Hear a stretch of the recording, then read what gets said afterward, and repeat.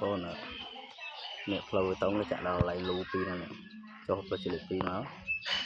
và anh em cho nó một cái trên này flow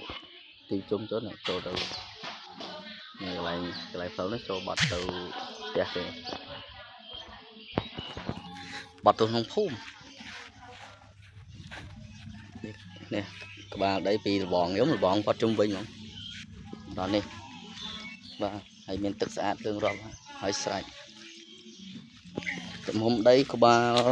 đó của mùi cái là đào y sam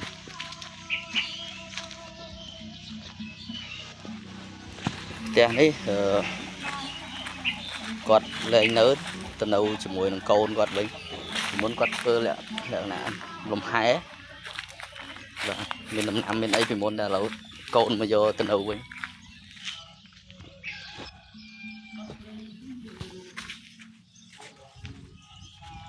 bên xoài bên này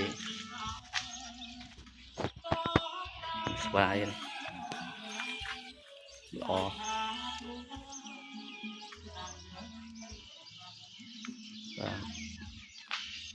nhìn tia nắng ở tầm hôm hay chỉ 4 mét ở đảo ấy bụng mũi và mình tục tật không nữa hay có quán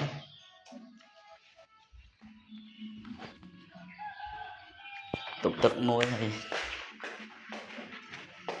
vốn thì một điệp làm hai đây chẳng và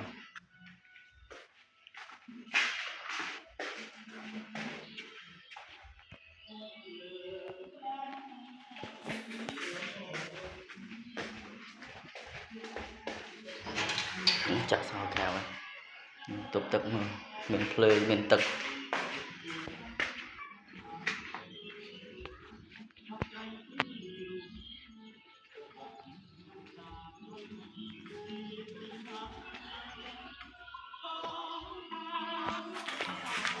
flow bê tông chả chật đó là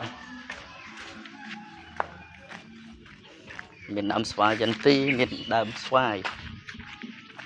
thì mình chọp nó cái bóng con hay màn khói này mình chọp đầy xẻ cái hay mình chung với nhau và mình làm đồ nữa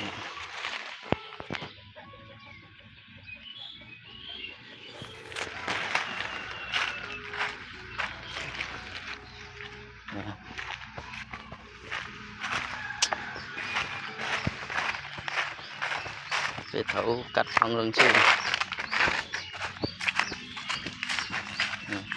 tự vô thực xa này.